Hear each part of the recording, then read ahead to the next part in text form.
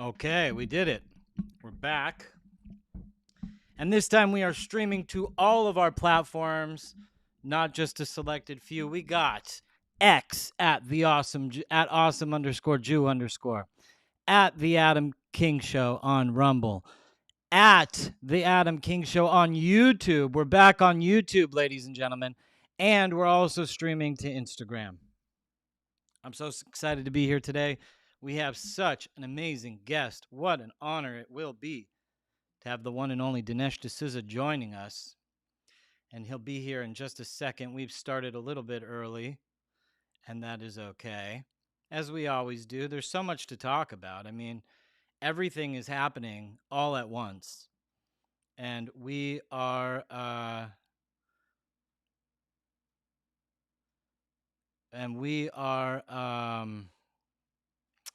going face first in it. This is going to be a loaded episode because I'm just seeing text messages from Dinesh now. And we're going to be in the thick of it. Tucker and Nick.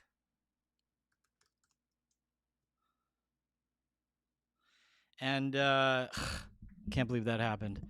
Tucker and Nick. We're going to talk all about it. We're going to talk about the red heifers. Dinesh didn't know that I happen to be the red heifer guy. Actually, where's my ashes? Ooh, got him. Here's my ashes, folks. I got to cover my address on the mailbox thing because I got so many freaking psychos that want to come after me. It's insane. Put this right here for now because we're going to come back to our red heifer stuff. Dinesh just dropped an unbelievable movie called The Dragon's Prophecy. I saw it. Everybody should go see it. It's really about like October 7th and whose land it is anyways. It's a really phenomenal piece. Bibi Netanyahu is in it. Ambassador Mike Huckabee is in it. It's loaded. If you're tuning in right now, please share the links because we are going to have an action-packed episode coming off of yesterday's show with Tal Oran. And, that was a pretty good one, don't you think? That was funny. We had good times. We had really good times there. Send via direct message to Dinesh D'Souza. We have started the broadcast. If you can share the link. See you soon. So people aren't going to know this, but Dinesh actually helped me get started a long time ago. Not intentionally. I don't even know if he remembers. But I'm going to get into the story on the broadcast.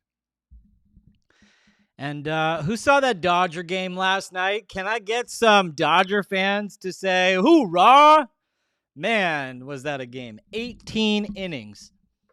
And I learned something yesterday that twice before this game in MLB history did the World Series go to 18 innings.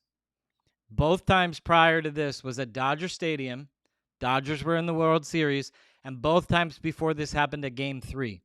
So now 3 times the Dodgers have been in the World Series where Game 3 has gone 18 innings. The only time it's ever happened in the MLB. Hi. That's what I see from this, folks. Got a new sweater from this cool brand. Don't know the name of the brand, but I got this little chai with a black and white rainbow coming out. I thought it was pretty cool. And we have, God, so much news is happening. I can't believe Tucker and Nick did their thing. I know that Dinesh told me that he made released some text messages, actually, that from Charlie Kirk, and we are going to be talking about it. And I wanted to ask Dinesh about this as well prior to, and it is going to be, this is proof that Tucker Carlson platforming Nick Fuentes in honorarium of Charlie Kirk is an absolute pissing on the grave of Charlie Kirk by Tucker Carlson. this text message that Dinesh just released. Go to Dinesh D'Souza at Dinesh D'Souza. See the text message for yourself. I'm going to put it up on the screen as we begin the broadcast because this is pretty serious stuff. Not going to lie. Pretty bad, if you ask me. So, but yeah, so like everybody thinks that this is like some sort of win for Fuentes, but it's really like a deterioration of both Fuentes and Tucker because they're all so disingenuous. They hate each other till they share each other's platforms and money, and then they love each other. And then all of a sudden, yo, we're cool, bro. We're cool bros now. Yeah, bro, cool. But this morning I was like really pissed actually when I saw it. Because I see like people like Hodge twins and all these fucking losers. And their whole thing is like 24/7 Jewish LARP. They don't have an online personality for any other reason than Judaism. All they do is slander Jews all day long. There's no other thing that they do on the internet except Jew bashing. Like nonstop. They think that they've busted the only conspiracy that ever happened, and it's the Jews. And it's 24/7, 365. And it's this like LARPing grift. And they all do it. And there's no other discussion to be had. If it can't tie back to the Jews, it's not worthy to be discussed. And just like the biggest proof in the pudding to me was really, it was the JFK files being dropped by Trump because they had clear, they for months, oh, it was Israel. Oh, yeah, it was Israel. We know it. Oh, if the JFK files say anything other than Israel, don't believe them, folks. Don't believe them. And sure enough, the JFK files drop, and it's like all about aliens, the EBs, EBEs. And they're like, nah, that's not important. Skip. These fucking retards, man. Skip. I don't care about aliens. I don't care about other worldly things and government secrets. Just the Jews. 24/7 Jew loop. That's what it is. And frankly, folks, it's gotten to this level of like absurdity that because the war is now over and they have nothing to talk about, trying to pivot to whatever they can to stay on the topic of Jew LARP. So, got our guest here. I'm going to bring him in. I'm going to welcome the one and only Dinesh D'Souza, legend of Hey, American patriotism. How are you, Dinesh? Welcome to the Adam King Show. hey, I'm doing well. Thanks for having me. I appreciate it. Well, it's my pleasure. And before we get started, I have to tell you a personal story about you. When I first got started in broadcasting, I was Ben Stein's sidekick. And I made some hustle, and I got you to come out on our show right before the release of 2000 Mules. And you know, you're Dinesh D'Souza, you're a living legend. So it was such a big inspiration in my broadcasting career. And now I'm tens of millions of views and hundreds of millions of impressions. And I wanted to thank you because here I am, and I don't have to be Ben Stein's sidekick. And now you're coming on my show, and it's a big win. So I wanted to Well, I got to thank you for commend that. you. That's awesome. I'm delighted to hear it. It's always a pleasure for me to realize that I'm having this kind of impact and inspiring some very talented people like you. So that's good to hear. And it kind of begs to start the conversation off with your recent text message that you sent me. I want to talk about the Dragon's Prophecy because that movie, I mean, there's so much I want to go down on that. I didn't even know things about Christianity until I saw that movie about just, minus a few theological things, there really is like a sharing of the worldview in relation to, the coming of the Messiah. And so I want to touch on that. We're going to focus a lot on that, actually, the movie. But before we do that, because I brought up, how you helped platform me in the beginning and some of the other stuff, your recent text that you just posted on X was really revealing. And it had to do with your debate with Nick Fuentes on Alex Jones. And these are leaked, not leaked, they're shared text messages from you, from Charlie to you, practically scolding you. Let's put them up on the screen really quick. Practically scolding you for doing that debate and platforming him. So I'm just going to throw you up here um, on the screen. Let's put your camera there. Uh, I'm posting 2 text exchanges with Charlie Kirk where he calls Nick Fuentes vermin and insists even my debating him and defeating his arguments nevertheless amplifies him. Only can One can only imagine what Charlie would say about Tucker's butt-licking interview with Fuentes. Now, I want to bring you on and leave this screen up here because it is just so telling. Um, Tell us Yeah, what I we're mean, looking at here. well, I mean, I did a knockdown drag out debate with Fuentes, and the reason I did it was because Fuentes was going around basically saying, I, Fuentes, I'm the alpha male. Everybody's scared of me. Ben Shapiro's scared of me. Charlie Kirk is scared of me. So I'm like, well, I'm not scared of you. I'm happy to debate you. And we had this debate. It was really focused on the US strikes on Iran. But of course, the broader topic was radical Islam. And you know what? It was a one-sided debate in my favor. Even a lot of Nick's young followers during the debate were posting like, "Who is this guy? You know, we thought Nick was going to be, wiping the floor with him, and so on. It's not turning out the way we expected." So then I get this very irate text from Charlie, and I was like, "Charlie, a lot of young people say I won the debate, but his point was." Nick is so toxic, such vermin as he calls him. He didn't even want Nick to have the attention. And he's like, you're a mainstream guy. You're going to amplify him. You're going to give him a platform. But hey, at the very least, I was debating Nick Fuentes. I was on the other side. I mean, what's different with Tucker is Tucker is basically playing the role of like what in the porn industry they call a fluffer. I mean, he's basically he's elevating, he's cherishing, he's doing this kind of friendly, almost devotional interview of Nick. So the reason for posting the text is like, here is Tucker Carlson sort of trying to take Charlie Kirk's mantle at Turning Point, right? And in fact, he is scheduled to be the key speaker on the Turning Point Right. summit coming up in December. And my point is he stealing Turning Point away from Charlie Kirk? And the answer to that, I think, remains to be seen. It's really a decision of Turning Point. Turning Point is itself at a turning point, if you know what I mean. Yeah, absolutely. And this text that you shared, it says, this was a massive mistake that you did. He is vermin, and you just gave him one of the biggest boosts of his career. Now, I saw that debate. I'm one of the banned video hosts over at InfoWars. And so anything that happens on InfoWars is wildly important to people in our ecosystem. I'm kind of like that.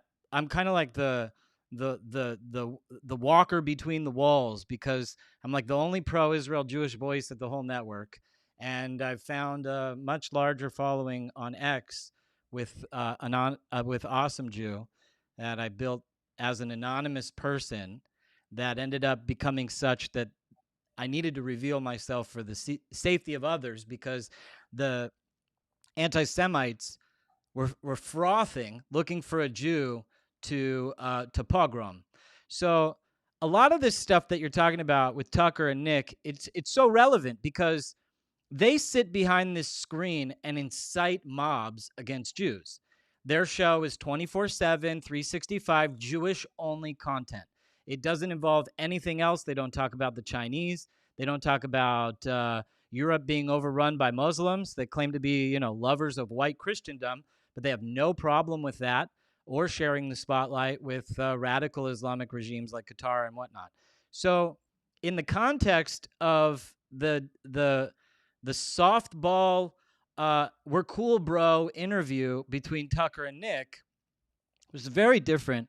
I was talking it over with my producer and some people at the show, and I was going to ask you about your debate with him, which was an absolute decimation. And what I found, because I've debated Nick twice publicly already, and what I found from these is their followers, they don't care about who's right or wrong. They just care that another platform, the message is getting out there. More low IQ people will be caught in the web and come running to see if they could get angry enough to go out and harm Jews. So Like, what's your take on them inciting violence subliminally, hoping to trigger some sort or provoke some sort of loony in the crowd? I know Candace has said multiple times that I was one of the actual plotters to kill Charlie Kirk. She said it on her show, and she even put it in writing. I had Josh Hammer here 2 weeks ago because we were both the center of this.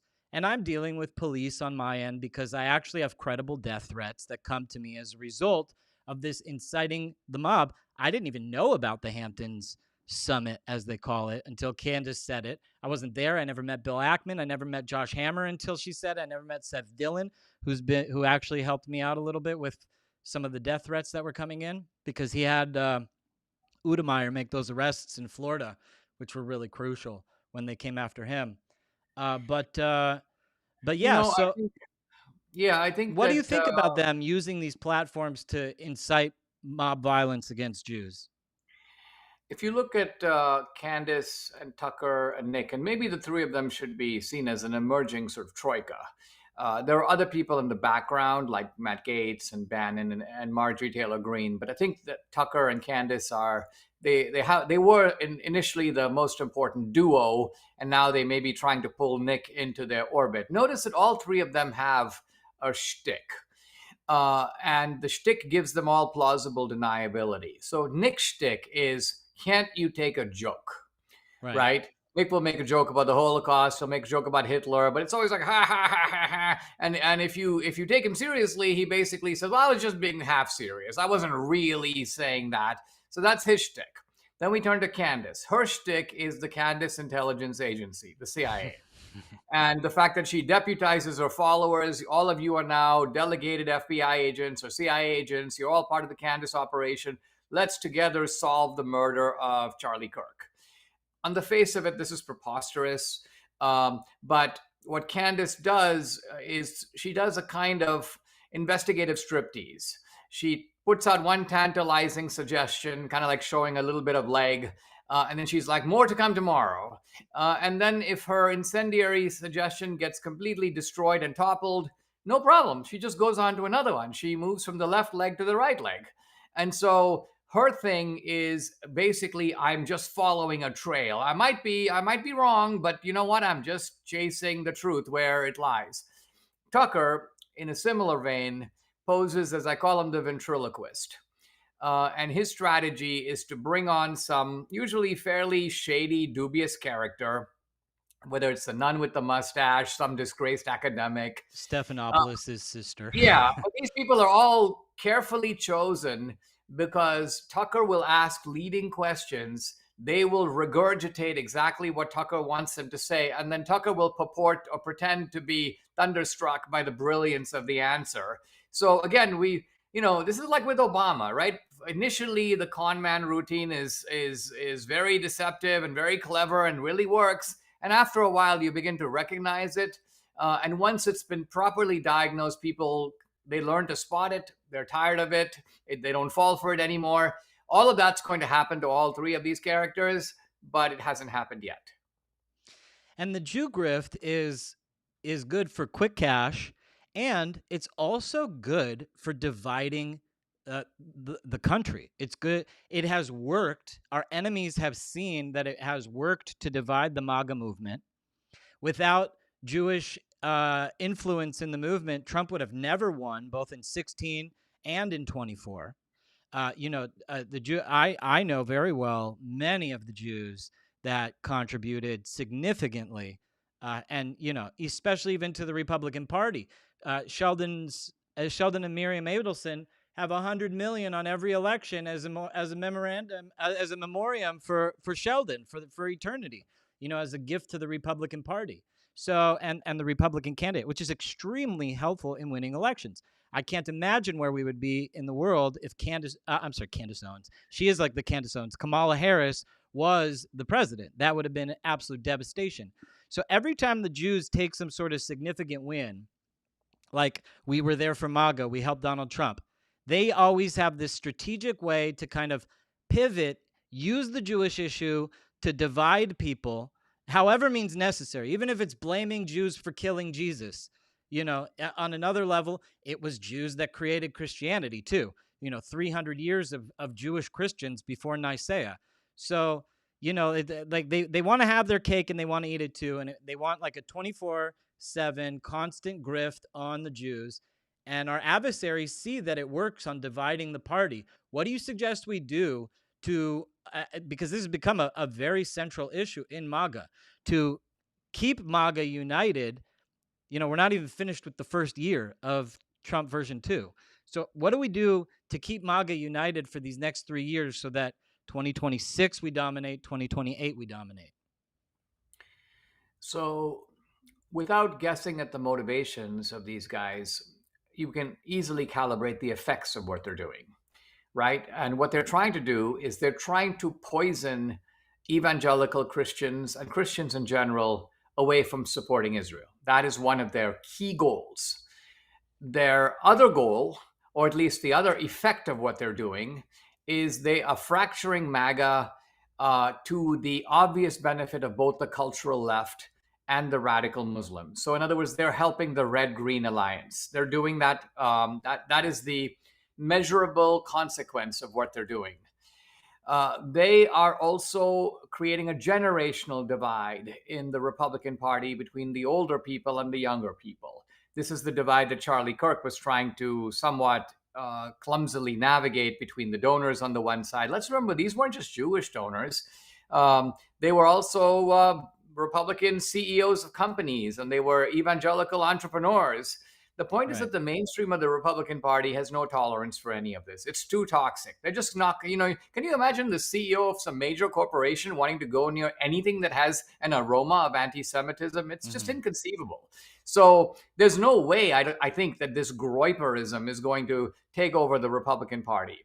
I did hear something that disturbed me a lot, and that is that Tucker is really counting on JD Vance being in his back pocket. Tucker is counting on the fact that somehow he, quote, made JD Vance. JD Vance is a slave of Tucker, that if JD Vance succeeds Trump, Tucker will be calling the shots on foreign and domestic policy. So we will now have an anti Israel, anti Jewish Republican Party essentially commandeered by President Vance and sort of Rasputin Tucker Carlson. This is a scary scenario if true. I don't. I'm not going to go along with it. I don't believe that JD Vance is stupid enough to go down this road. But these are some of the things I think about these days.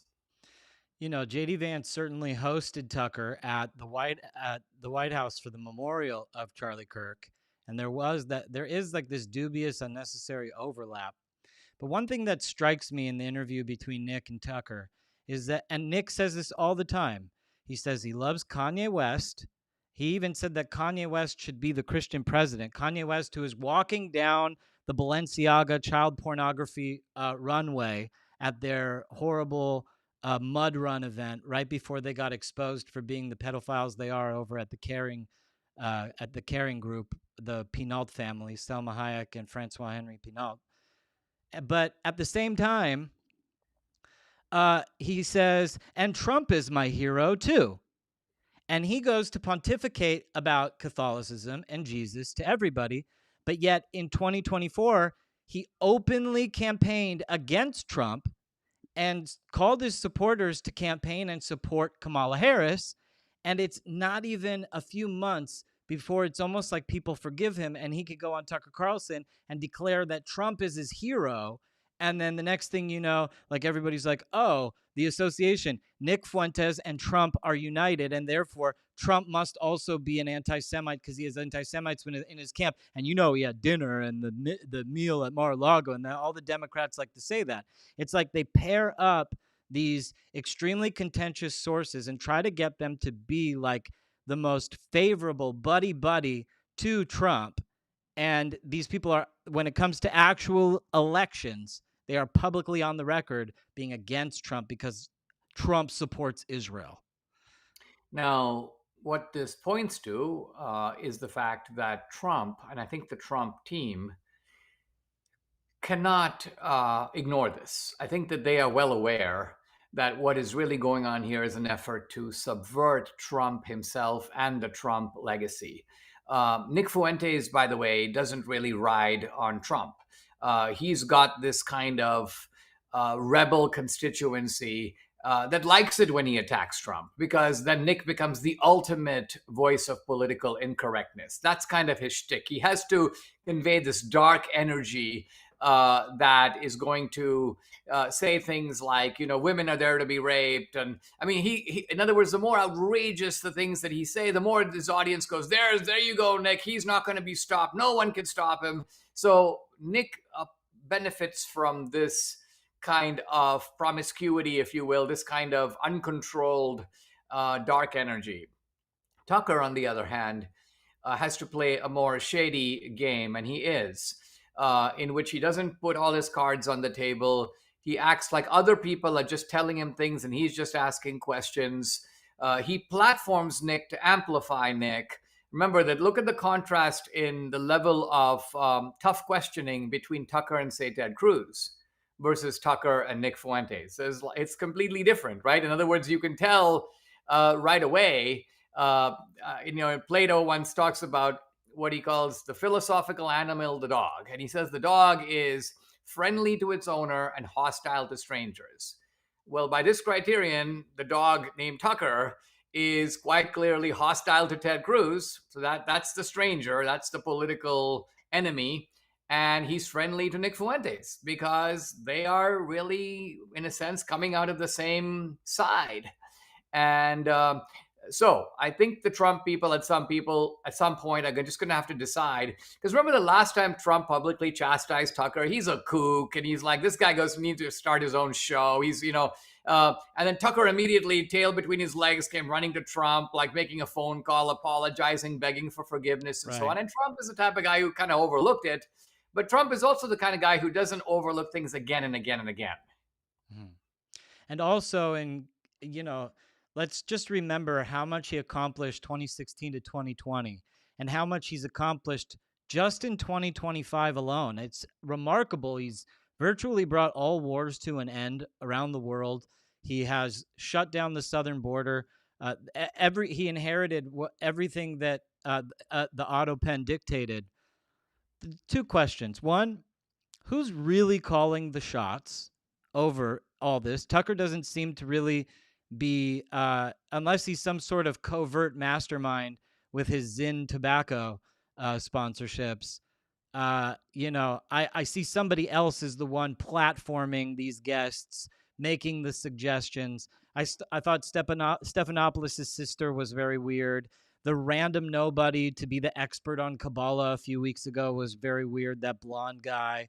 And every single episode is about Jews.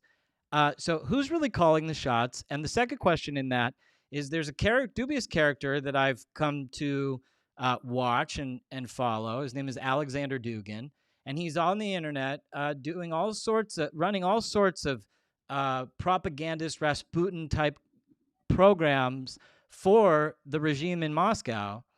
Do you know who he is? Do you think he might be involved and with this movement, platforming people, calling the shots? If he is, what do we do about it? And if it's not him, who is calling the shots? I know about him at least a little bit, but I don't know anything about his connection or non-connection with Tucker. I will say this. I had a very freakish exchange with Tucker that goes back a couple of years now. In fact, this was an exchange when I made the film 2000 Mules, which you referenced earlier on. So we had a bombshell trailer of this film, which showed a lot of the shenanigans that were going on in the 2020 election. And Tucker had planned to have either me or Catherine Engelbrecht from True the Vote on his show. And so we said, hey, if you're having Catherine Engelbrecht on the show, that's great. Why don't you play the trailer for the film?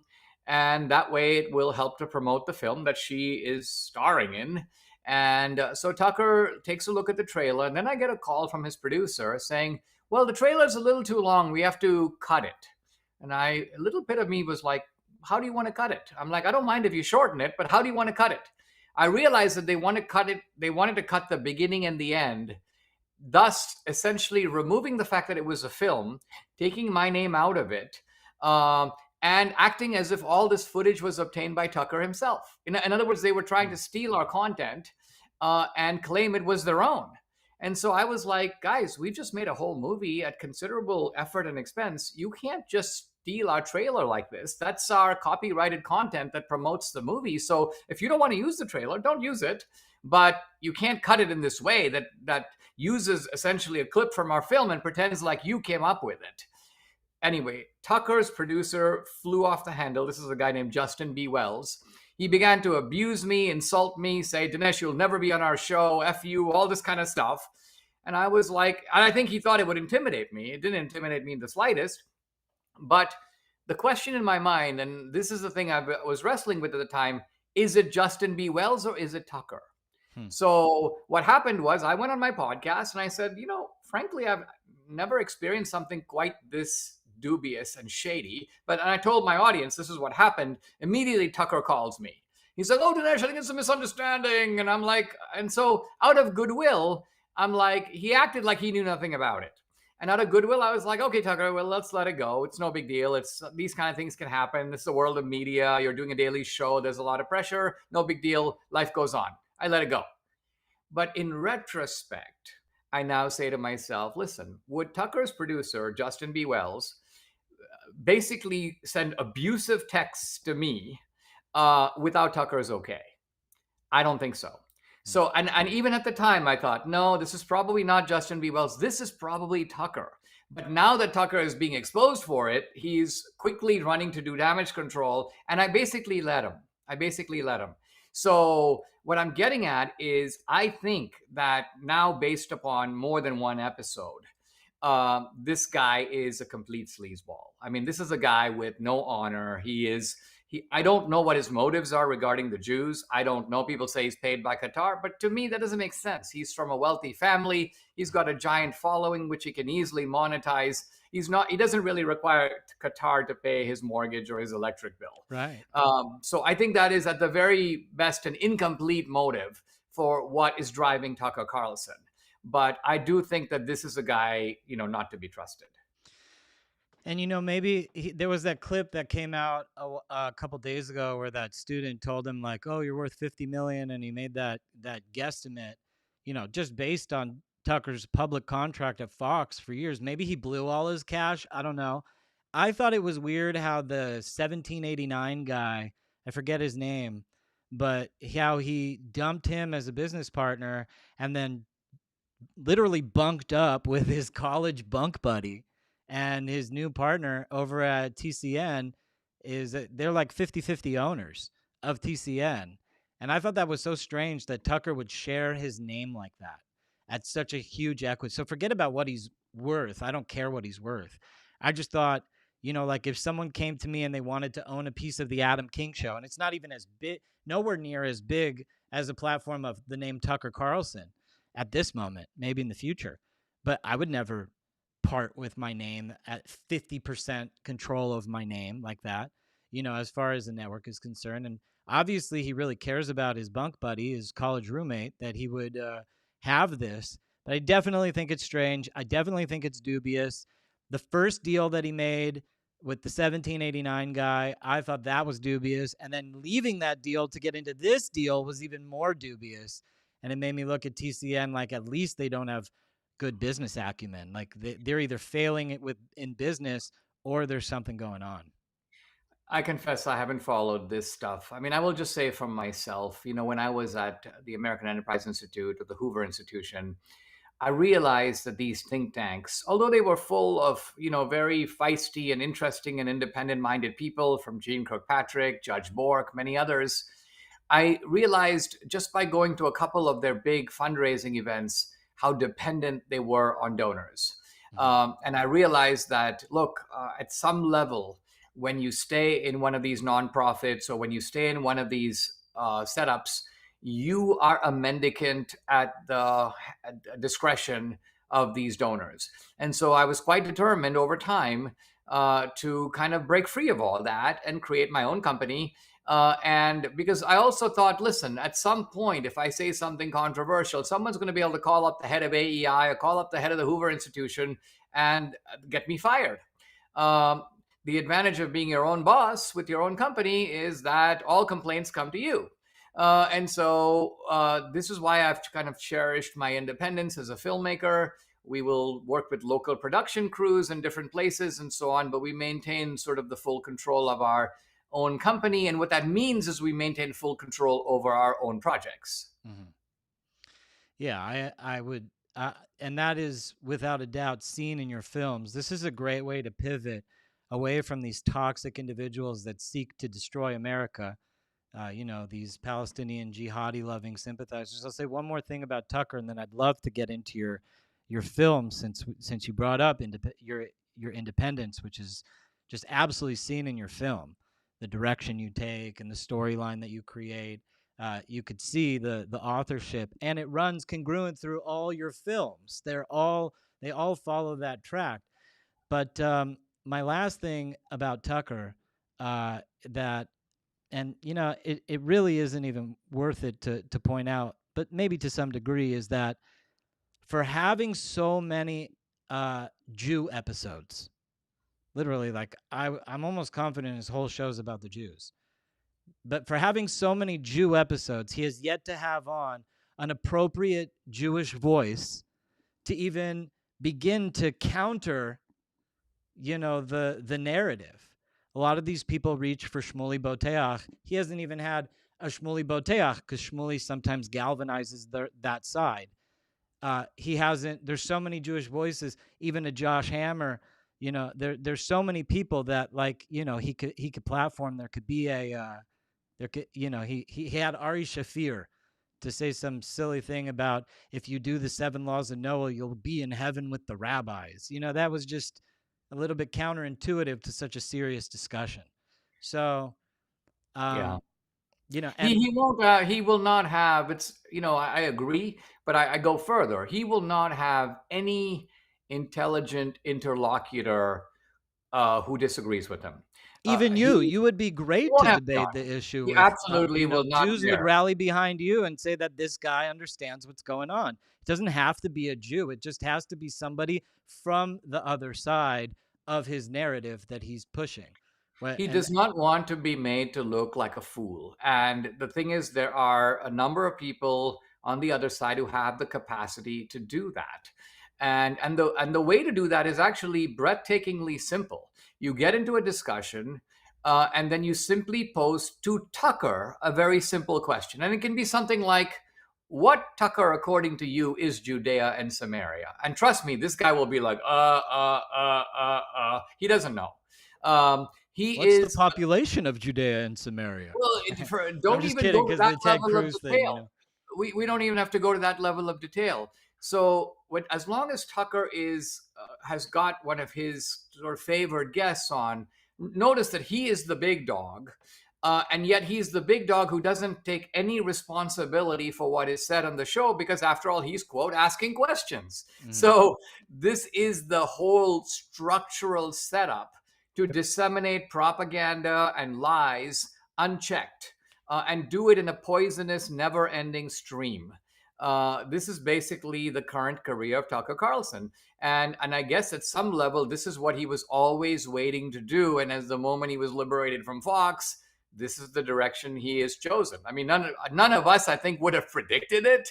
But this is the unchecked Tucker. I think he felt that in the Fox, you have all these kind of girl bosses telling him what to say, and so he felt kind of corralled. But now he is emerging into his own.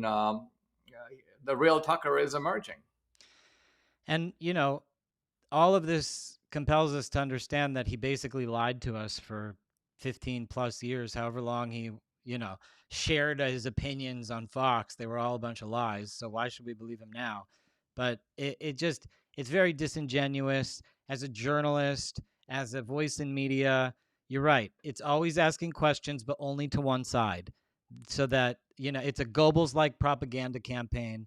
It's very detrimental to America, to Trump, to MAGA, to the right, to conservatism, and we shouldn't tolerate it at all. But saying that, I don't want to make this whole episode and my privilege of getting this time with you to be about these low-level people who can only corral low IQ individuals. I think a lot of the reason why they are successful is because our education system in America has been depleted so greatly that common sense is completely lost, and the IQ of everybody is just so low that this type of corralling, like you mentioned, could actually take place. Uh, you know, there's since our public institutions are failing us, uh, it's important to recognize people who are going out there and, in your case, capitalistically using the free press to have your career in education. You just came out with a film. The film is called The Dragon's Prophecy.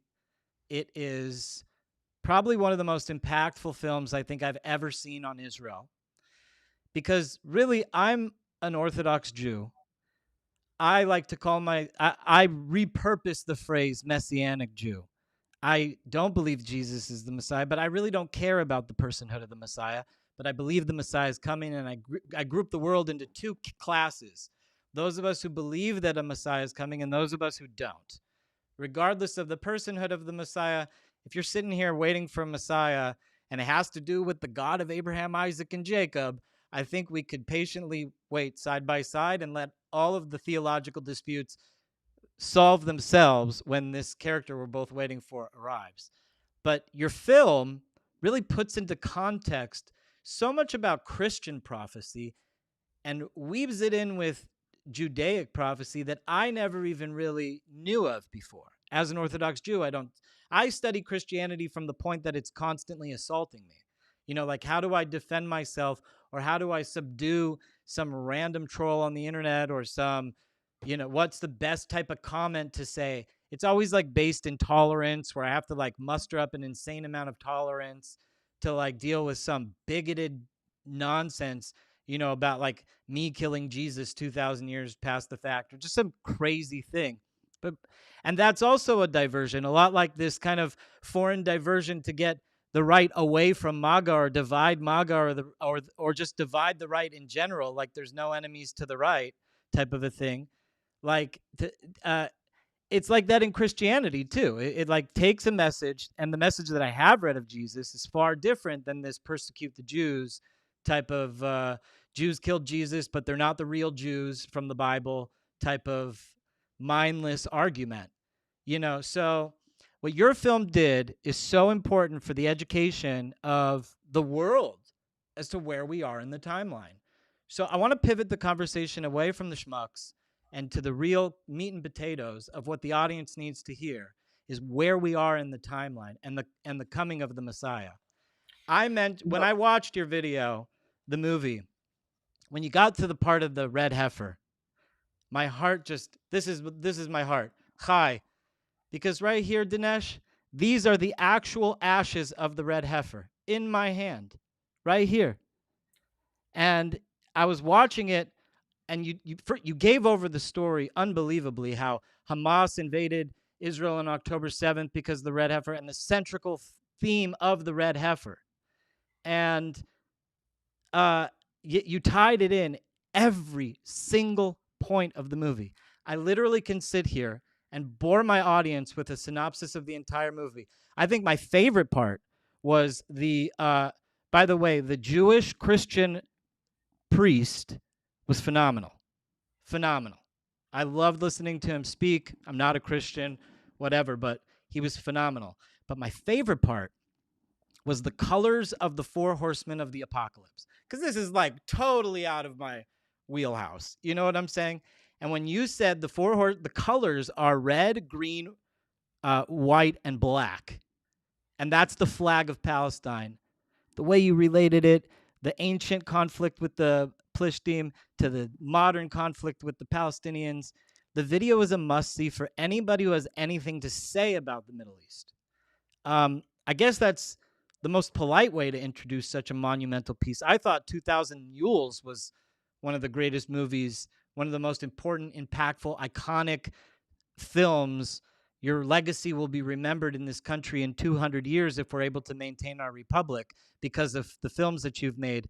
But the film, The Dragon's Prophecy, will be 1,000 years with the arrival of the Messiah because of its importance in preparing the generation for what's to come. What was your inspiration? How'd you get started on this? I didn't even know you were this faithful in your faith. I think that's a great place to segue in. Is what started the dragon's prophecy for you? So, as a way of background, between 2008 and 2012, I was very struck by the emergence of this new atheism around people like Richard Dawkins, Christopher Hitchens, a number of other people, Sam Harris. And so I began to do public debates against these characters. A lot of Hitchens and I alone did about 10 debates on college campuses. A couple of them were in museums or other public venues. Well, fast forward to 2022 when my wife and I, for the first time, went to Israel and we encountered biblical archaeology. Now, I was kind of amazed, but I didn't know that much about the subject. And I realized that you have all these figures in the Bible, many of them in the Hebrew scriptures, some of them in the Christian scriptures. And for hundreds of years, or even thousands of years, there was no non biblical confirmation of them. And so a skeptic could say, well, the Bible was written hundreds of years later. These are fictional people, or they were at the very least like heavily embellished. And so we can't take the Bible as an account of real people and true events. The historicity of the Bible is open to question. But what I realized is that starting some decades ago, but certainly in the last 25 years, there have been all these amazing things coming out of the ground. And by that, I mean coins, Yeah. stone inscriptions, clay seals, other artifacts. And suddenly, all these figures in the Bible, I mean, remote figures like Isaiah, Jeremiah, King David, are like jumping out of the Bible into the pages of history via the pathway of archaeology. I found this fascinating Mm. on its own. Fast forward a year, and we have October 7th. And my wife is showing me all this footage. She's part of a Telegram channel where the Hamas footage is being collected. And I'm looking at this and I'm like, no one has seen this footage. And Yeah. this goes on for 2 years. And of Wow. course, I realized there were good reasons for the government of Israel to hold on to some of that footage or out of respect for the families.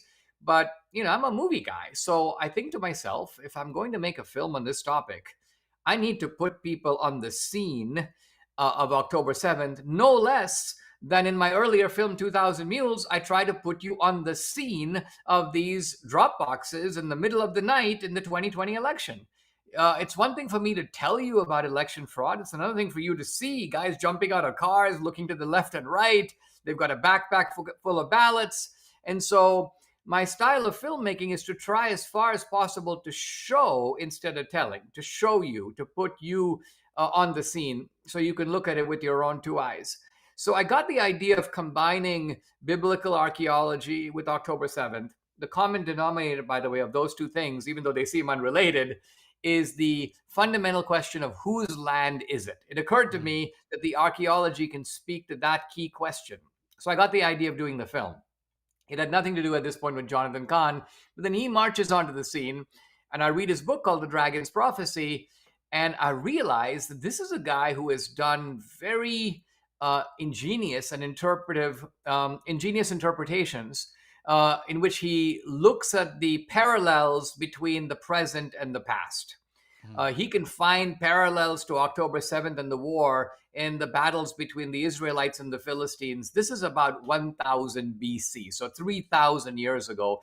And he doesn't just state these things, he draws them out with a kind of cleverness and care that I thought, wow, this is a real original contribution to this discussion. So if I use the archaeology for the past, if I use the war and now the peace plan for the present, and if Jonathan Kahn brings in biblical prophecy, which is the future, by the way, that would include the discussion of the red heifers, now I've got the widest possible tapestry to make a film. So this is clearly my most wide-ranging film. It integrates the political and the spiritual, and its fundamental topic really is the clash between good and evil, which reverberates at all times, I think, in the world. And the current conflict just becomes a dramatization of that great primordial clash.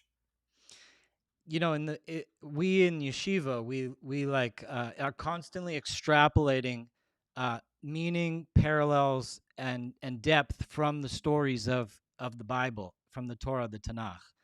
And you do the exact same thing, the way that you weave the story of Samson and Gaza as this time when the Philistines, the Plishtim as we call them, invaded Israel, took captives, and came back. And one thing that your film did not really drive home, that I thought it addressed it, but it didn't, like, the punch was that when Samson was captured and they bring him out before everybody, he knocks down the pillars and crushes the entire city. And the parallels between Gaza being absolutely leveled and the story of Samson. And the beauty, it's not it's these are wicked people. So nobody wants to go to war, and nobody wants to celebrate the destruction of an innocent human life. And there's no measurable way to call this a genocide, seeing that only 58,000 people died, and 42,000 of them were Hamas operatives, 25,000 original Hamas operatives, and then just about 20,000 additional ones who were recruited during the war, that were fighting actively in combat. And I'm glad you brought up that Telegram group. It was the Southern Front Telegram group. I'm a member of it too. And those videos were very disturbing when they came out. In fact, I was trying to share that file with everybody in the media, especially at InfoWars, because that's the only place that I really had to speak at the time. And I wanted to share it. It was literally firsthand evidence from the GoPros, from, it was brutal, horrible, just absolutely so sad and tragic. And it's amazing that in your film you use some of that footage with the actual people in the film. So, but the parallels between what we're facing today and what went on in the Bible, it's as if God is reminding us of our mission and what has happened in this place in real time. And as a Jew going through this process, I actually was a resident of Gush Katif, the territory in the Gaza Strip that was given away for peace in 2005 by Ariel Sharon. So I lost my home in the Gaza Strip in 2005, and in Shirat Hayam. And so to me, that was a fundamental understanding of this situation, a closeness, because immediately after they elected Hamas to do violence, and it's been nonstop war after war after war after war after war. So, but the things that happen in the Holy Land are not casual occurrences. Whether they appear to be a new phenomena or not, they are literally a part of the Bible being reenacted in real time. And so your movie really addresses that very well. And like, at what point in drawing the film, or where did that messaging come from? Was that by Jonathan Kahn, or was that by where did that come in? That way to tie in that biblical mashal in Hebrew, in the yeshiva world, that old world parallel to the new world phenomena, to show people, hey guys, this is the Bible being reenacted in our time. I think I'll say this, that the genius of Jonathan Kahn is that although he claims to be explicating biblical prophecy, right? And when you think of prophecy, you always think about the future. You're making a forecast about what is going to come, sort of like Nostradamus style. But what Kahn really does is he actually is not so much looking to the future as he is looking to the remote past. And he says, look, it's not just that the name Philistine, the name Palestine is the same. That's true. But it's that the tactics are the same. If you look at what happened to Samson and you look what happened to captives in Gaza, you'll see a kind of eerie similarity. They're stripped, they're brought in public, they're paraded before cheering crowds. The Bible says that the people of Gaza said, "Bring out Samson so he might entertain us."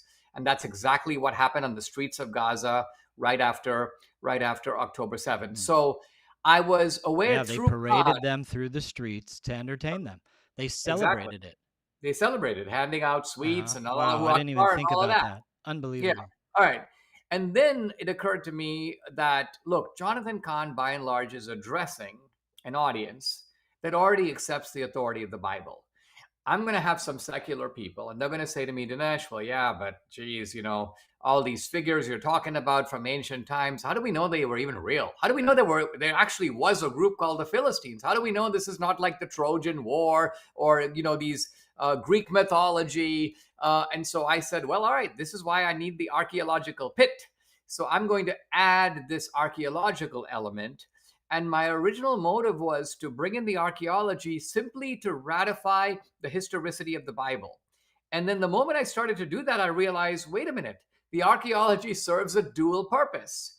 And that is, it also establishes indisputably the presence of the Jews in their ancient homeland going back 4,000 years.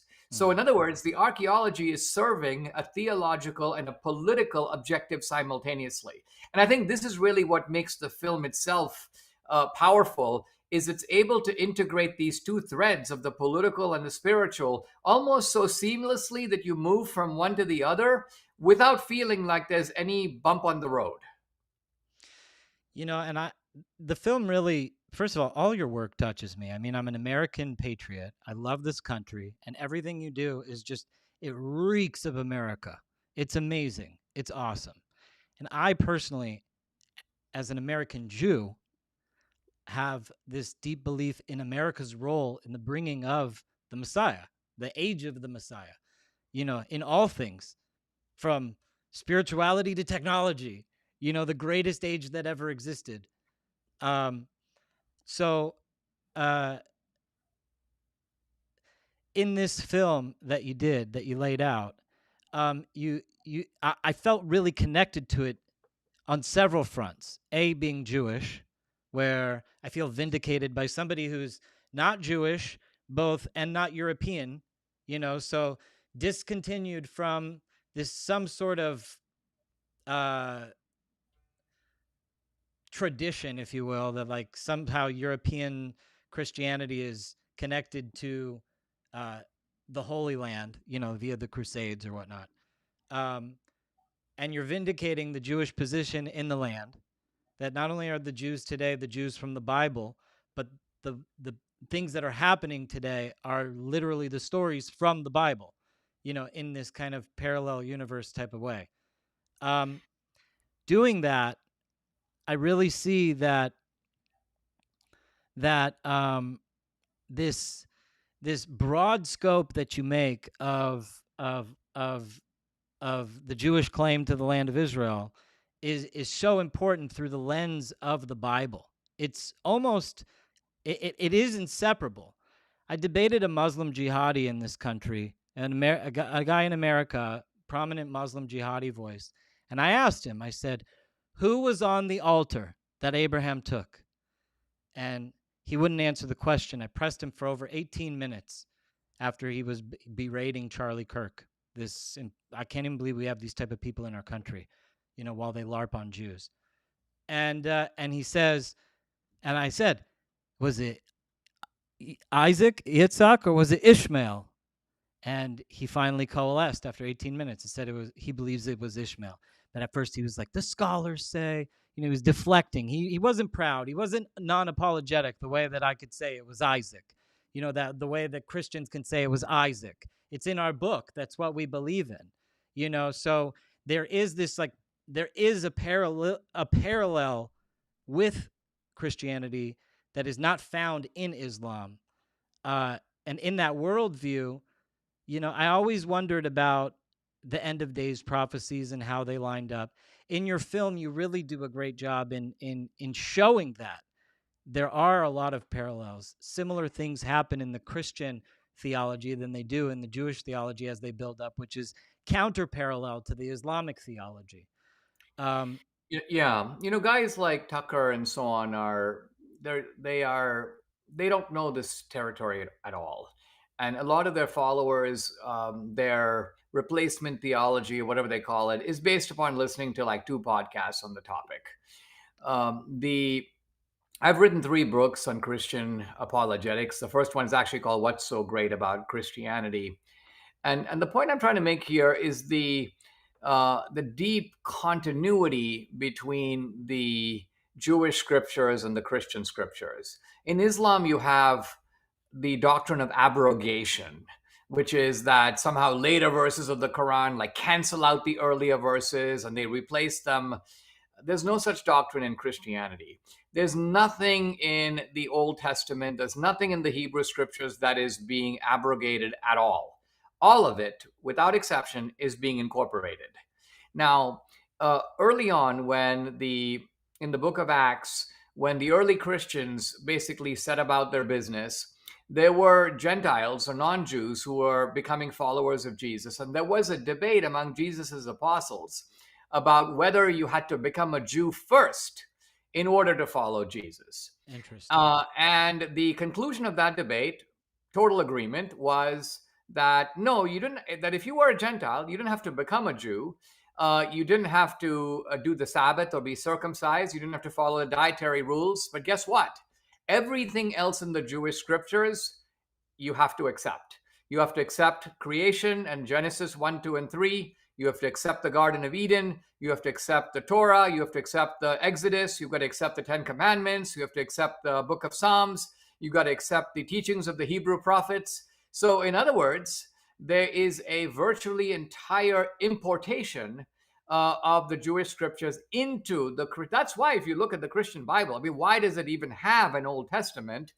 This is a decision made by the early Christians that this is our holy book, and no part of it replaces the other. Mhm. So what Tucker and some of these other kind of amateur theologians are trying to do is just a mutilation of what Christianity is all about. They try to make it sound like it's some internecine argument about dispensational theology nonsense.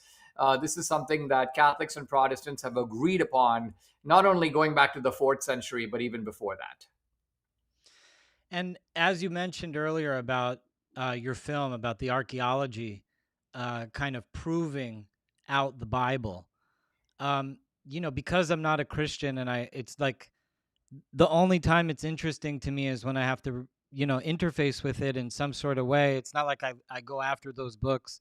I've read some things. I'm not like a scholar by any means, but I read a lot, so I have read some things. But in your movie, you actually show these sites that I've never seen before. Like I've never been to Bethlehem. I've never been to Nazareth. Like I I've driven past them, but I didn't know some buildings like this existed that you show in your film. So, and then I was like, oh my God, that's in my homeland too. That's amazing. Like it was just such a expansive thought that opened my eyes. Um, that it, even the historiography being authenticated through archaeology is still not enough for them. Like they still want to cling on to their grift. Like, how do you stop it then? It's true. The This is the spirit of denialism. Now, most of this is coming from the left, right? Because they're Mhm. trying to establish that Israel is a colonizer. But how can you colonize your own land? I mean, if Israel has been there, then the Israelis are no less native to the land than, say, the Native Americans are native to America. Because it makes sense to say, well, Native Americans are colonizing America. Makes no sense at all. I think it is impressive that some of the details of the so-called New Testament are vindicated by archaeology. But guess what? It's even more impressive to find the Hebrew scriptures validated for the simple reason that, you know, King David lived 3,000 years ago. Abraham lived 4,000 years ago. So the idea that these people would have left anything, any artifacts that could be recovered today, is, you would think it would be fantastical, unlikely, implausible in the extreme. And yet there are artifacts that go back to the time of the Exodus and even before. So the vindication of the Old Testament or the Hebrew scriptures is even more startling than the vindication of the New Testament, simply because we're talking about times that are far more ancient. And to that point, this is where Jews come into play because for faith's sake, let's just assume all things I'm about to say to be true. Although the archaeology, there's no like 3,000-year-old Torah scroll, for example, on public display anywhere in the world, right? But us Jews, we actually have books that are preserved in their full context, authored by Abraham himself, authored by Elijah the prophet. We have many of these books. And this is one of the reasons I feel that people want to kill Jews, is because we are the guardians of these books, these ancient books. And like I said, judging that all things that I just said are true, that these books are actually what they say they are, there is a significant amount of meaning in that, especially when talking about the God of Abraham, Isaac, and Jacob, and books that they may have authored. In our prayer book, which is right here, this is called the Siddur. There's verses that are written by the patriarchs. There's verses that are written in every generation, and we commit this whole book is committed to memory. Orthodox Jews say this book over every single day. Almost certain parts are for different times, but the main part of the book is recited every single day. I can't tell you how many times I've recited that book. It's beyond measurable. Also, we just restarted the cycle of reading the 5 books of Moses, and I'm 42 now. And I'll tell you, I've been reading every single year the cycle, my whole life. And I can't even believe the things that I'm pulling out now as I grow older and I'm more exposed to more books in the Jewish lexicon of theologies. And they are commentaries on these very subjects. Some of these, one of these books is public. And this book is probably one of the most widely talked about books on the internet. It's not really a book, it's an encyclopedic set called the Talmud.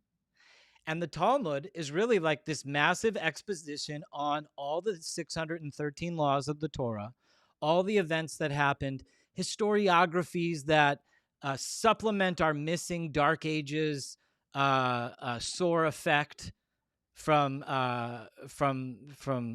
different empires, the burning of the Library of Alexandria, the lost nations that no longer exist are remembered in the Talmud, nations that were wiped out from history. And I wanted to bring it up because a lot of their Talmudic disputes on the Torah are really important. They should become important to Christians, and I wanted You to know, just hear your take on the Talmud. Like, what do you think about? Have you ever read the Talmud? Have you ever learned anything about the Talmud? I have not, but let me tell you this. So I have read a couple of really good books written by conservative Jews. I think one was by Yoram Hazony. I believe Josh Hammer may have written one where they Interesting. are talking about the um, Talmudic disputes and disagreements and interpretations. And as I read these interpretations, I'm like, this is a very insightful way to try to understand something that is in my Bible no less than in yours. So, to Mhm. give a classic example that sticks in my mind, the there's a puzzle in the Bible where it talks about God hardening the heart of Pharaoh, right? Now, this Mhm. appears to be a little bit problematic for God to do because, after all, if Pharaoh is going to do bad things, you want Pharaoh to be doing those bad things of his own free will. You don't want God to be hardening his heart so that Pharaoh, in that sense, is then forced to do the things that he does out of a hard heart that wasn't his doing, but God's doing. And so right away, you can see in the just straight, plain reading of the scripture, there is a kind of interpretive problem here. And sure enough, the rabbis are all over it and they are trying to figure this one out. And one of the rabbis makes, I think, the brilliant observation. He says, look, Pharaoh does not want the Jews to go. He does not want to let the Jews go. But because there are plagues in Egypt and all these people are dying, the people around Pharaoh are telling Pharaoh, listen, we don't care about those Jews. But you have to let them go because you have an interest in protecting your own people. Hmm. So Pharaoh is kind of inclined to agree with his advisors that he should let the Jews go, but not because he wants to follow God. He actually doesn't want them to go, but for prudential reasons, because after all, he's dealing with all these famines and he doesn't have a way to make them stop. And continuing this rabbinical interpretation, so what does God do? God actually hardens Pharaoh's heart so Pharaoh can endure the suffering around him and do the thing that he always wanted to do, which is to stop the Jews from leaving in the first place. Hmm. So, in other words, far from undermining Pharaoh's free will, God is acting in a way to protect Pharaoh's free will. Now, I'd never thought of this. I thought it was very um, kind of interesting, in some ways, even profound way to understand a passage that I've been familiar with for decades, but had never thought about in this light. So this is to me, a small example of ways in which I think Christian scholarship and Jewish scholarship can interact with each other in very productive ways. And no so more in human history has there ever been a generation willing to kind of like have those discussions than this generation. In a lot of my debates, some of them with Fuentes, tens of millions of viral clips, uh, sowing divisions. It's no doubt that out of the 260 something popes, 67 of them made open edicts to kill Jews. So we have this long-standing, um, painful history with Christendom, if you will, or Catholicdom, if you will. And I say that Catholicdom because Christendom and Catholicdom are very separate. It took the Protestants a tremendous amount of suffering to be able just to be free to be spiritual the way they want to be, which is really, as you mentioned about God protecting Pharaoh's free will, must be the most utmost importance to God. If he's willing to do that for Pharaoh, he's willing to do that for all of us. That's how important human free will is to God. So, in this context, truly see in this generation that we have a unique opportunity to kind of solve the debates and usher in the golden age. And and I'm, as I was saying about I seeing myself in your movie, that because of my centrifugal role in where I've been involved with the red heifer, and seeing that the red heifer is really like it really was this man Byron Stinson, who is a Christian and got obsessed with these verses in the Bible and went after to go figure this thing out because he was a rancher from Texas and he knew cows. And so being in the center of this and in the center of your movie, Byron's like my partner in all this stuff that we do together. He's got his partners all over the place, but in the media stuff, like him and I have really been partners. There was a lot of debate earlier on that the Jews are going to be ushering the Antichrist. These debates had millions and millions of views. I was the main guy back when Stu Peters was actually a thing before he grifted off into the 87 IQ category. But there was this real threat where people were being radicalized. Obviously, Hamas did so themselves, but on this notion that this red heifer was going to be uh, sacrificed, and people lost their minds. Byron and I really were the only people debating this massive army of millions upon millions of people and insane amounts of views. Those were crazy days. But Yeah. it culminated with the actual sacrifice that took place on July 1st of this year. I don't know if you're familiar with it. First and foremost, before I break the news with you, because this is really groundbreaking, earth shattering messianic news that I'd like to break with you. But or kind of give you an update of where we are. I mean, you're Dinesh D'Souza. Like, what Christian isn't going to want to know his take on something, especially the red heifer? I'd like to invite you in to participate in our affairs in the red heifer. And I'd like to introduce you to everybody involved in hopes that, you know, the ball can be rolling more in relation to these. But We sacrificed the red heifer on July 1st of this year. We did it in secret, and we had to avoid uh, obvious obstacles, some of which have been ongoing problems, which exposed a lot of people in the Jewish world, like the Temple Institute and other voices, is kind of standing in the way of these things happening. So Byron brought the cows to the paradumas, they're called, the red heifers, to Israel 2 years ago.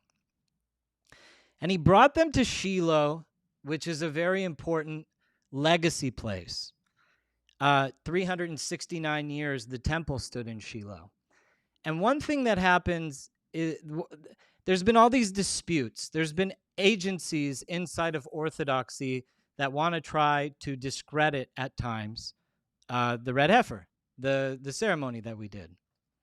And they really haven't been able to, and they've been required at times. They've said open lies. Certain people at the Temple Institute have been caught saying open lies. There's been a reporter from Israel 365, Adam Eliyahu Berkowitz. If you want to cover this story and bust these people, Dinesh, here's the keys. Go do it. I'll connect you to every single one of them. But essentially, something that I'm not proud of, it does appear that, like, kind of this agency doesn't want to see these things happen. And there's more than just this agency that doesn't want to see these things happen. I cannot imagine the government of Israel allowing this ceremony to take place on the Mount of Olives, which is directly facing the Temple Mount.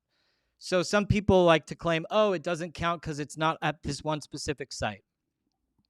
But it has to be in the presence of where the Makom HaKodesh, the holy place of God, sat, his throne, which was in Shiloh for 369 years. So we did it in Shiloh. So, to avoid dispute, to avoid an intifada. These people are freaking crazy, And so when it comes to the red heifer, I have these ashes. I have a Kohen, my best friend from yeshiva, who's now this rabbi in New York. He has his busy schedule. I have mine, but we're actually going to be making the serum and sending it out to people to just dose themselves with the holy oil, the whole pure, kosher, holy water. I'd love to send you some. You could give it to your followers, and people on your channel are welcome to have this holy water. But I'd like to get you involved because I really feel like there needs to be some sort of pressure on the Israeli government for Jewish holy rites in Jerusalem. So there's a big movement right now to try to get the government to approve of a synagogue on top of the Temple Mount. Just a small, tiny synagogue so Jews can go up there and actually pray in the appropriate place and, move our spiritual agenda forward. I always like to tell people it's like historical reenactment, and God loves this stuff. He wants the Jews to perform the rites of that he prescribed in the Torah. We're like his waiters and waitresses at his restaurant. We have to make the offering, burn the incense in a very specific pattern as it was outlined in the entire Torah. So, this being said about this red heifer, I don't want to fully put people on blast, but there is an organization that is standing in the way. And what we have done is we are saying that this one is kosher. We're going ahead with it.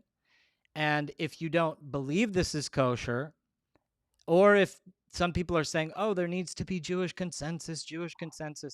And so what we're saying is, if you need more Jewish consensus than what we already have been able to prescribe to this one ceremony, which it happened to be the Temple Institute was present at, and they've made some bold lies, public statements, and mistruths trying to disqualify our ceremony that we did in Shiloh.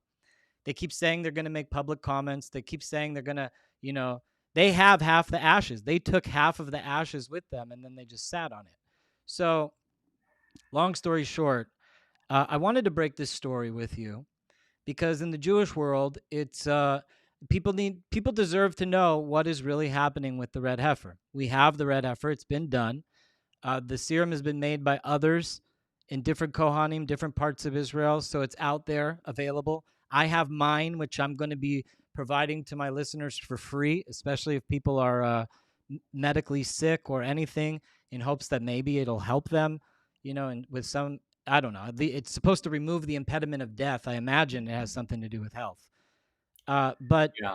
when it comes to disproving getting other organizations on board, we still have two kosher red heifers left that everybody agrees is kosher, and we are willing to give them away to anybody willing to do the ceremony with the consensus that everybody wants to have, or we're just going to go forward with what we believe is already kosher. So they can either get on board, or we could do another one, or we could do two more. But we have them, and they're in Israel. They're in Shiloh, ready to go, right across from where the temple were, so it doesn't piss off the Arabs and any of that stuff. And I wanted to share this with you because it was very central in your film. And it is important for the Messiah to come that we're clean before God.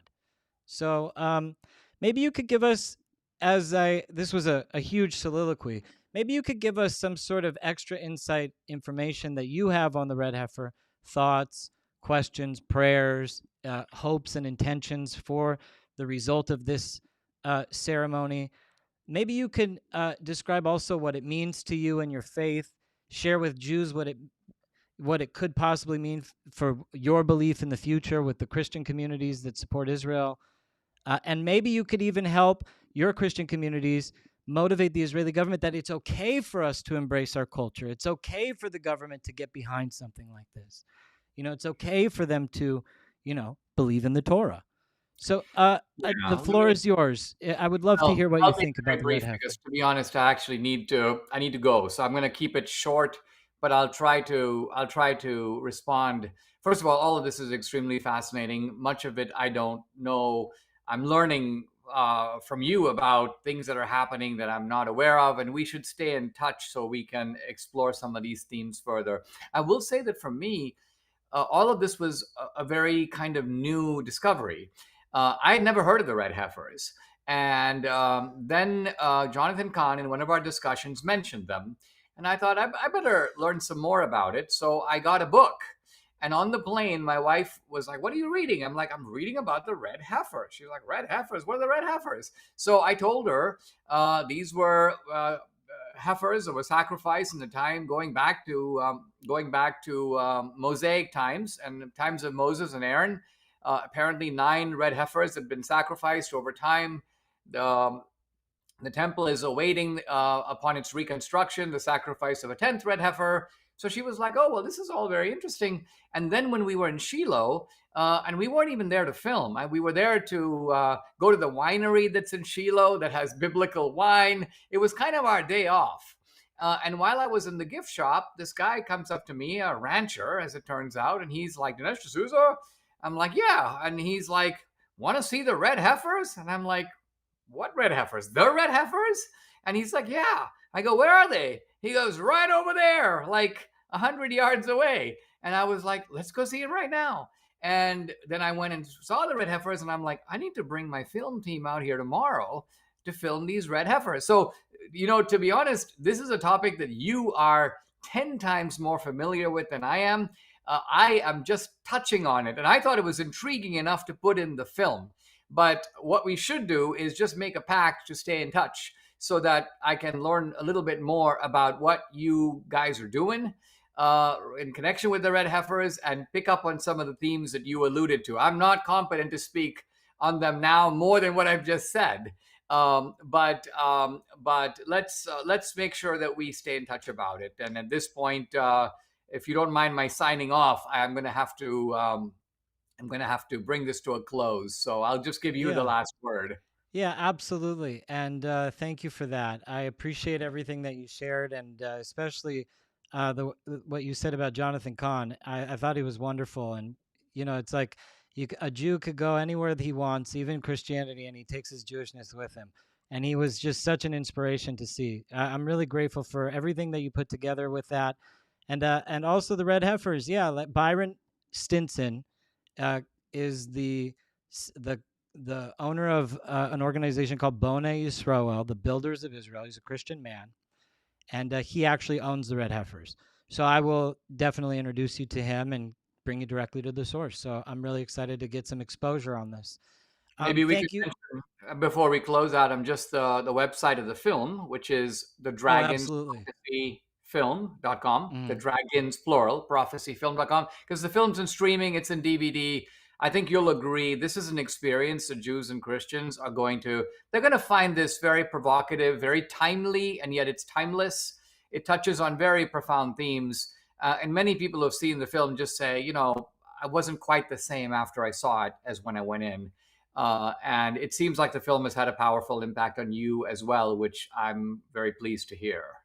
If I could take the last word for the film, I would just say that um, I was supposed to have Dinesh for 30 to 45 minutes. He's been here for almost an hour and a half.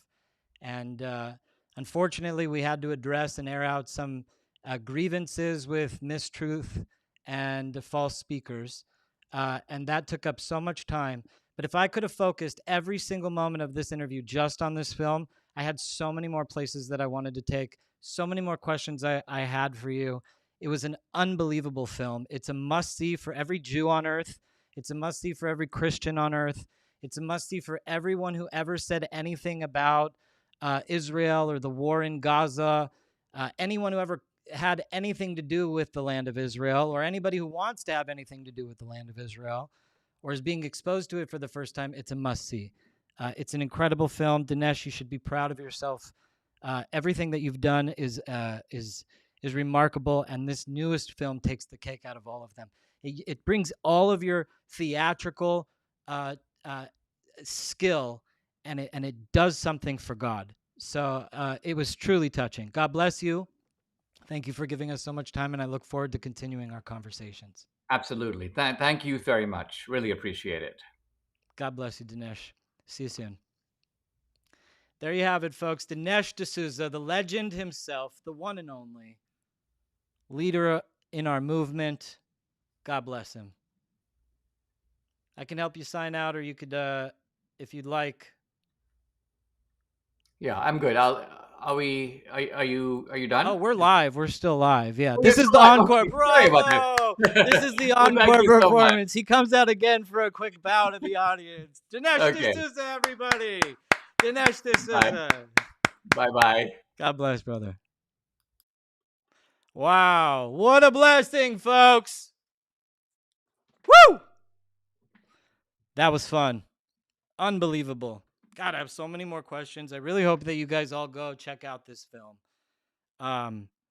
What a blessing to have Dinesh. He's such a wonderful person. I wanted to invite him also to some of the stuff that we've been doing with other Indians. We've been networking a lot with the Indian community, and it's just wonderful things. Not just that, the Christians, the Indians, the whole thing. Like, big shout out to everybody who has been drawing near to our message. We at when I say we, I'm talking about 6 or 7 people that are full-time volunteers. They're constantly running stories, running, figuring it out, clipping, uploading videos, managing the production. We've really created a force here, and we have tremendous supporters, really and truly. God bless all of you, everyone who contributes, everybody who pays us $7,000 a post on Twitter. God bless you. You know who you are. But no, I'm just kidding. But all of our people, we are so not funded at all. I mean, like, I put up this link right here, to our store, like, to go check out some of the cool stuff. We got mugs and stuff. We never sell any of that stuff, but we could do a better job. We have some clowning shirt. We clown some people, by putting them on t-shirts and stuff like that. We have some really cool merch, actually. We have like the best merch ever, you know. But I will say that um gosh, what's ahead? So much. Woo! I am looking for clip makers. If you want to get involved or learn how to be a producer, learn how to make movies, learn how to make clips on the internet, reach out to us. We will teach you, because we have taught so many people, and so many people are now clipping. There's all sorts of stuff getting out.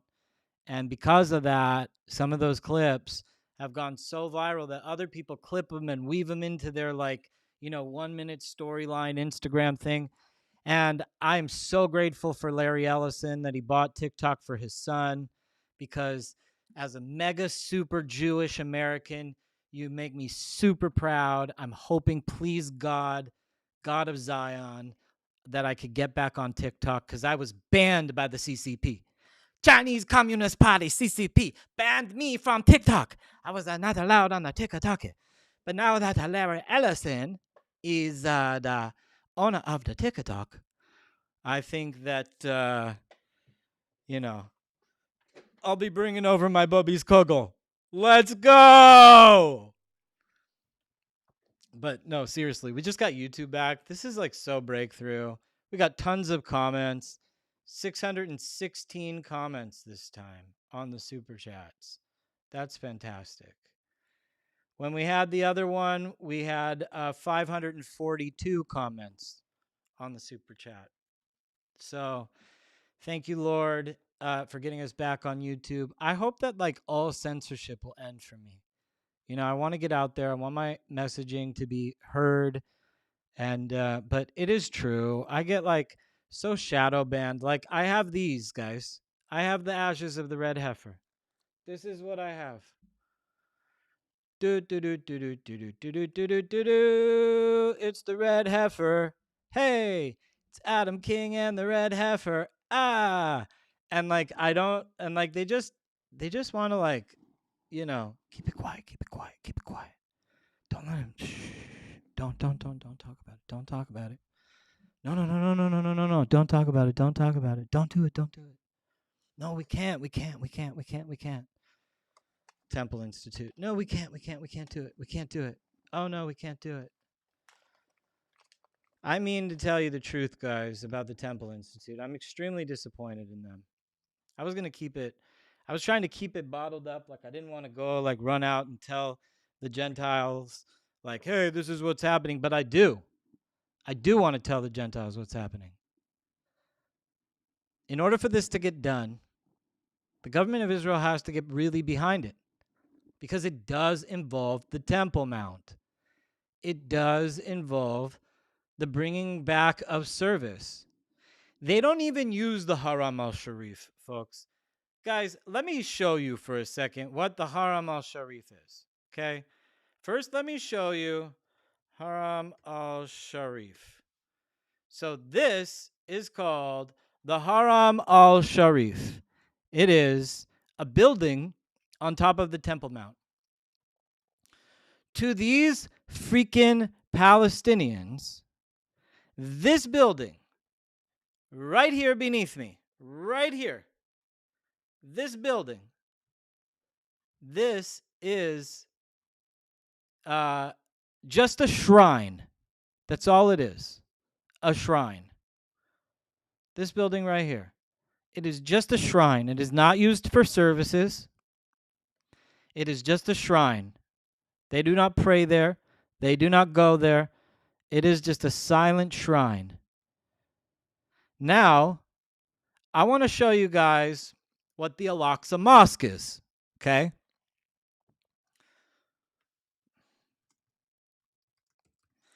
The Al-Aqsa Mosque is this other building that is next to the Haram al-Sharif. This is the Al-Aqsa Mosque. And really, it's the palace of King Solomon. This is the Haram al-Sharif. This is the Al-Aqsa Mosque. The Al-Aqsa Mosque. The Al-Aqsa Mosque. Haram al-Sharif, right here, and the Al-Aqsa Mosque in the same picture. Haram al-Sharif, Al-Aqsa Mosque. Al-Aqsa Mosque. Al-Aqsa Mosque. Haram al-Sharif, Al-Aqsa Mosque. different buildings. This is the Al-Aqsa Mosque. Look at, there's a chimney sticking up in the middle of the ground, right? Because the real building is on the inside. These people are thieves, guys. They're thieves. They're like absolute thieves. Look, I'll show you. Right here. So, right here. They are in there, in this building. Like, you see there's like a chimney on the top. Like, this is the building on top of the building that they're covering. And this is the Haram al-Sharif. This is the Holy Temple location. To the Muslims, this is just a shrine. This is their third most holiest site in Islam. This is just a shrine. So it is very important that we understand what these are. If you're watching for the first time and you didn't know this, cool. Now you know. Okay? Haram al-Sharif and the Al-Aqsa Mosque. So the Haram al-Sharif is the Temple Mount. That is where the Jewish temple is going to stand. They're not even using it. And it's literally the Jewish holy space. On the same thing.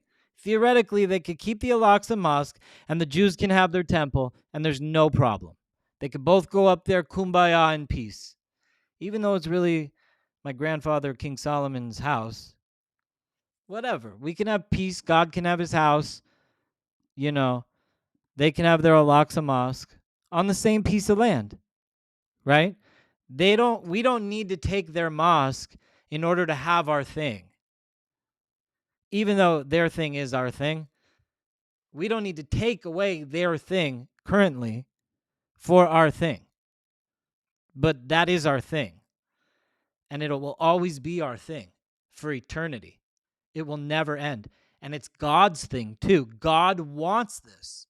God wants his temple in Jerusalem. That's what he wants, and that's what he will have. He will bring it about. So we could go about it through our own volition and our own free will, and some of you will be dragged there. But he is causing this to happen, whether you like it or not. And Israel being the fourth greatest military in the world is no consolation of what God is doing in this current moment. Without a doubt, the amount of regime change that Israel is capable of is insane. Israel is a superpower amongst superpowers. And it's America's best friend. It's two of the greatest militaries of the world. And it is benevolent to all these countries that are tense to America. Like, Israel is like the detentioner point in the geopolitical spectrum.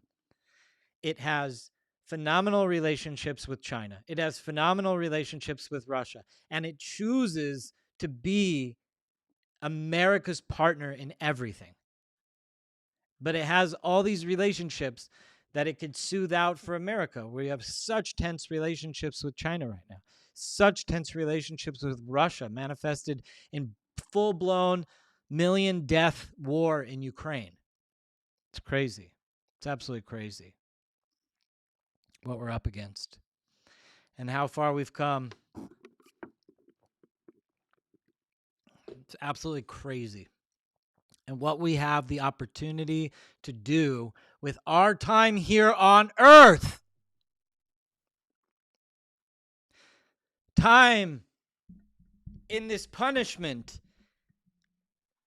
is told to us that it's a fleeting concept. That we only have such limited time while we're here. What do you want to do with it? I want the ultimate experience with God. That's what I want with my time. I want the ultimate. That's what I want. I want the ultimate experience with God. And I know that that involves the temple in Jerusalem. I know that that involves world peace. I know that that involves a government of Israel that is proud to promote its own culture and tradition to the world, with organizations that are unified in the promotion of its culture to the world. And one thing that I wanted to tell Dinesh that I didn't get to say on the show, but I'll tell you, my viewer audience who are currently listening, is that in the Talmud, there's this only one instance where they are purchasing a red heifer, and it is a red heifer of a Gentile man. And I just find that fascinating because in the storyline that we find ourselves in, it is synonymous with the Talmudic storyline because the Talmud understands, I guess, the future. Somebody understood it, that like in the future we would have to buy these from somebody who's a Gentile, implicating that yes, a Gentile could birth a Gentile who has a red heifer can make a kosher red heifer. And that's what happened with Byron, under rabbinical supervision, nonetheless. So these are some pretty juicy cows. They got a lot of holiness in them. A lot of holiness in them. The amount of holiness to purify one from death. A lot of people come down on me. They're like, you're saying it can heal the sick, blah, blah, blah.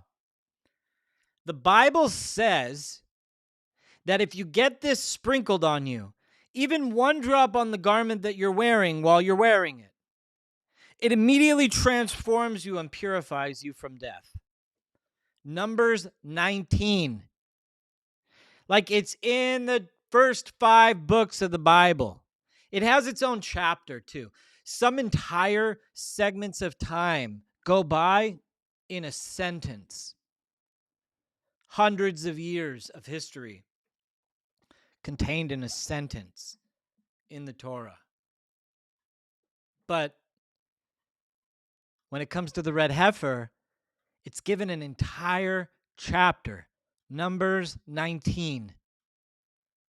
It is significant. And it's a part of our Jewish culture. It's who we are. It's part of why we're so awesome, too. We're like this tribal, civilized part of the world. We have cool garments. We do things our own way. Like I said about Jonathan Cahn, you can't take the Jewishness out of this guy. You should see his church in the movie. It is like Jewish drip. I'm telling you, this guy is doing the Jewish drip of pastors. And it's very humble too. It's like designed like Jerusalem stone. It's like he got it. He really got it. Jonathan Cahn. Totally, he got it. Really and truly. What a remarkable Jewish guy. It's Christian. I really don't care what you think. That's the truth. You know, not entering a debate on theology to see that guy's got Jewish drip, even though he's a Christian. That guy's got immense Jewish drip. Like he can seriously, like Jonathan, I would like to consult you when I go to build my first fortress. That is a remarkable church that you built yourself. Um, God bless your Jewish soul. But anyways, folks, that's neither here nor there. What is here or there is that where we are in the timeline is we're going to get consensus on the red heifer for those who need consensus. And if those don't need consensus, well, then we can purify you from death right away. In fact, we're going to be making the red heifer serum very soon. I mean, it's imminent that I will be distributing them myself. So we want to follow all the laws. I'm taking the Mishnah Torah, all the Rambam's writings in the Mishnah Torah very seriously about the red heifer. I think I'm learning a lot too about the paraduma. And a big shout out to the Rambam, who really understood that this was going to be an important subject before the coming of the Mashiach, and people needed to understand what it was about. So the Rambam in the Mishnah Torah has an entire section on the red heifer. I highly, highly suggest everybody get into it and read it. And reading it, I feel like we are completely kosher. Now, I'm not a posik. I'm not the Sanhedrin. I am a king, but I am uh, doing what I think is right. God brought me the ashes of the red heifer, so I'm going to use them. And I think it's remarkable that God did that to me in this life. Like, if I think I would be a kofar, like an absolute heretic, if they came to me and I didn't use them, thinking that it was something that I needed to do. So I understand its importance because l'shem yachud kudsha brichu shchinte b'tchilu archimu li'achad Hashem yodei b'vavhe b'yichud ishlim b'shem kol Yisrael hineni muchanu mizaman l'kayim mitzvot osei l'para duma. Doing the mitzvah of the para duma, like for real, like that's where I'm at, and I'm doing this with you, Klal Yisrael, the people of the world. So I will be doing this with my kahunic friends, and it's gonna be dope. It's gonna be really cool. I'll even do it on the show. I'll like broadcast us doing the whole process, so you guys could see real Jews in action, doing the red heifer, spreading the purification of death throughout the whole world. And also, people are like LARPing. I'm like, let's just see if it works. Like if it works, that's a great thing. Like I'm hearing great things from people actually. The Christians who like got a hold of it and are running around wild with it, woo! They are reporting some stuff, man. And I am like totally about it. So let them do it. You know what I'm saying? It's like, come on, Hashem. Like, we're just trying to get to the finish line. Everybody wants in. Like, let's go. Ad Shiloh. By the way, buy my book, Ad Shiloh, on Amazon, The Blueprint for the Final Awakening. We hit #1 on the new bestsellers list immediately after we launched through text messages. Wild. But that's how successful the book has been. Putting up a new version very soon. So stay tuned for that.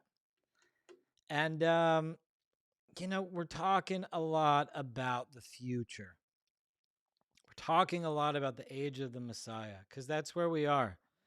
I can't believe I just had Dinesh D'Souza on to talk about the Mashiach and the red heifer. What a trip. What a trip. Like, you'd think I'd have Dinesh D'Souza to talk about, like, global politics or the Trump administration or conservative political ideology or the history of republicanism or any of the grand subjects that he's masterful in, absolutely masterful in, known throughout the entire country as being one of the true movers and shakers of our culture on the right. What an honor it was to have Dinesh here on the show. Honest to God. What I do is such a blessing, folks. It is such a blessing.